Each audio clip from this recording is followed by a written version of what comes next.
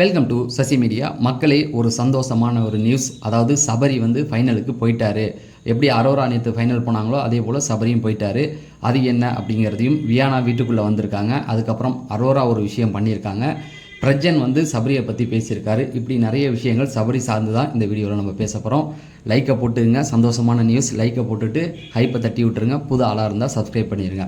First எடுத்தோன்னே என்ன அப்படின்னு பார்த்தீங்கன்னா, வியானா வந்து இன்றைக்கி வீட்டுக்குள்ளே வந்திருக்காங்க அப்படிங்கிற ஒரு செய்தி வந்துருச்சு. நேற்றே சொல்லியிருந்தேன் பிரவீனும் வியானாவும் வராங்க அப்படின்னு. ஆனால் இந்த வாட்டி வந்து பிரவீன் வரல. ஒரு வேளை லேட் ஆகுமோ அப்படிங்கிறது தெரியல. ஆனால் வியானா வந்திருக்காங்க. வியானா வந்து இவங்களை பற்றி பேசியிருக்காங்க. ஆல்ரெடி திவ்யா பிஆர் அப்படி இப்படிங்கன்னு வீட்டுக்குள்ளே போய் என்னென்ன பண்ண போகிறாங்க அப்படிங்கிறத பார்க்கலாம். அதே போல் இந்த ரெட் கார்டு விஷயத்துலையும் சில விஷயங்கள் முன்னுக்கு ரொம்ப பேசியிருக்காங்க.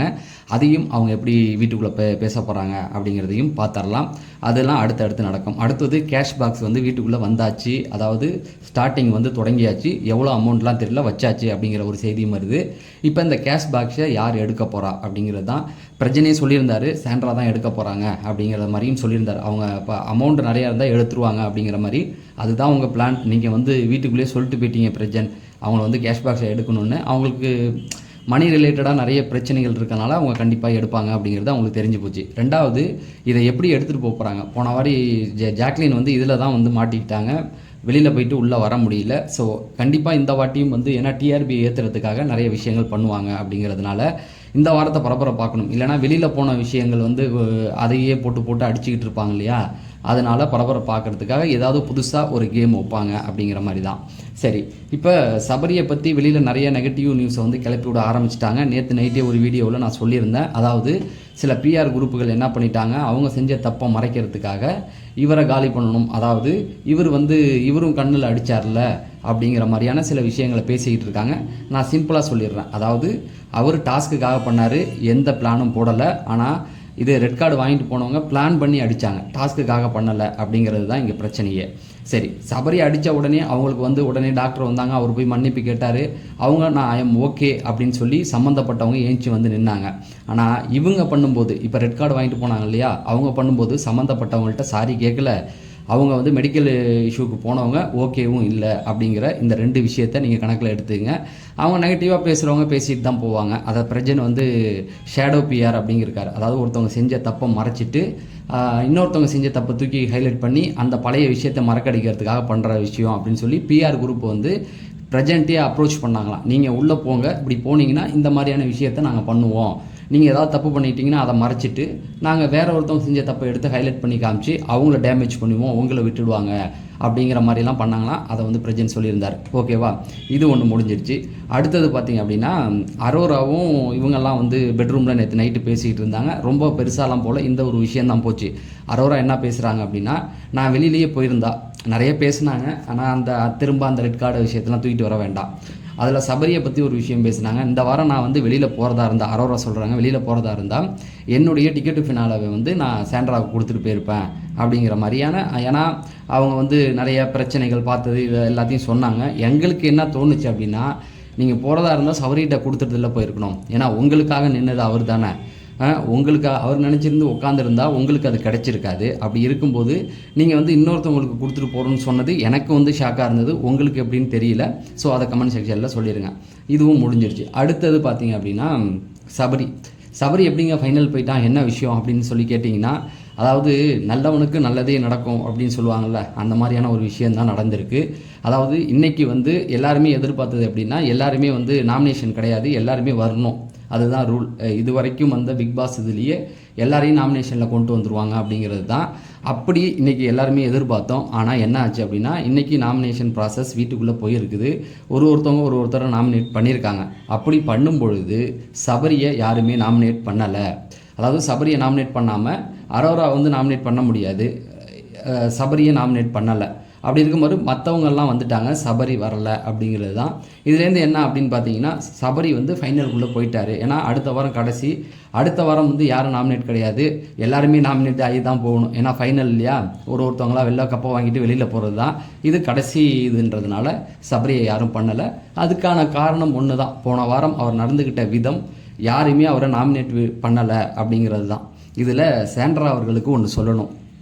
அதாவது சாண்ட்ரா சொன்னது நடந்து போச்சு. என்னென்னா, இந்த வாரம் இல்லாமல் போன சனிக்கிழமை யாருக்கு டிக்கெட்டு ஃபினாலே வரக்கூடாது அப்படின்னு விஜய் சேதுபதி கேட்டிருப்பாரு.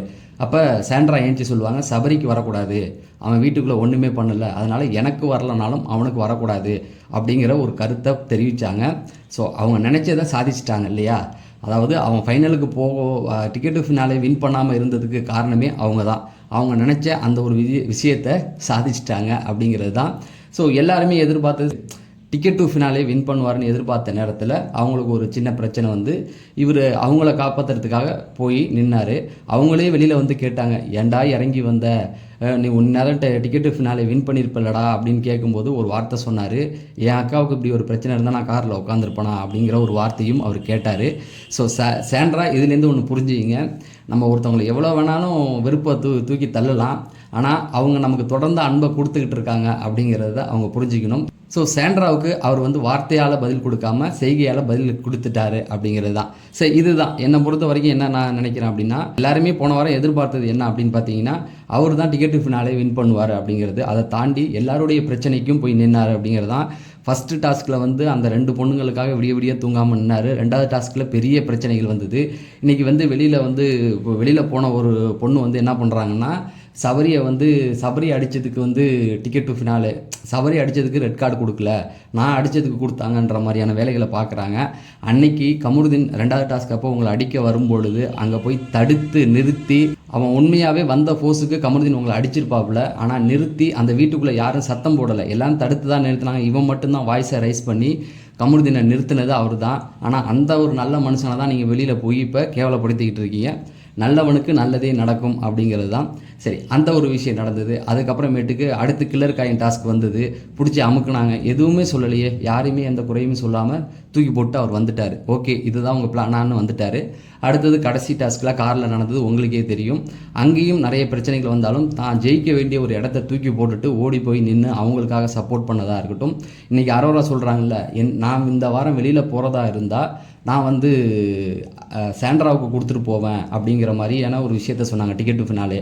அப்போ இவங்க வெளியில் இறங்குற மாதிரி தான் இருந்தது. அப்போ தான் சபரி ஓடி வந்து, நீ இறங்கக்கூடாது, கார்லேயே இருக்கணும், என்ன ஆனாலும் நீ ஜெயிக்கணும் அப்படின்னு சொல்லிட்டு போன ஒரு மனிதனுக்கு நீங்கள் தரலன்றீங்க. ஓகே, ஸோ இதுலேருந்து என்ன தெரியுது அப்படின்னா, ஒரு மனுஷன் நல்லவனா அவன் நடிக்கிறான்னு எல்லாருமே சொன்னாங்க. ஆனால் அவன் நடிக்கலை அப்படிங்கிறது போன வாரம் நடந்த அந்த எல்லா பிரச்சனையும் வச்சு பார்க்கும்போது அவன் நடிக்கவே இல்லை அப்படிங்கிறது நல்லாவே தெரிஞ்சிருச்சு. ஏன்னா எல்லாரும் அவருடைய ஆதரவை வந்து சபரிக்கு கொடுத்துக்கிட்டே இருக்காங்க. எல்லா தரப்பு மக்களுமே வந்து சபரிக்கு தன்னுடைய ஆதரவை தொடர்ந்து கொடுத்துக்கிட்டே இருக்காங்க. அதனால் அவர் டிக்கெட் ஃபினாலே வின் பண்ணல அப்படின்னு நிறைய பேர் வருத்தப்பட்டுட்டு இருந்தீங்க, அதை பார்க்க முடிஞ்சது. ஆனால் அதுக்கான ஒரு நியாயம் பேசப்பட்டிருக்கு. வீட்டுக்குள்ளே இருந்தவங்களே நீ ஃபைனலுக்கு போக தகுதியானவன் தாண்டா, போயிட்டு வாடா அப்படின்னு சொல்லி அவனை வந்து ஃபைனலுக்குள்ளே அனுப்பி வச்சுருக்காங்க. அது ஒரு நல்ல விஷயம். அதே போல் மக்கள் எல்லாருமே வந்து இந்த டிக்கெட் டு ஃபினாலே வின் பண்ண எல்லாரையுமே கொண்டாடிக்கிட்டு இருக்காங்க. முழு உழைப்பை கொடுத்தவங்களையும் கொண்டாடுறாங்க.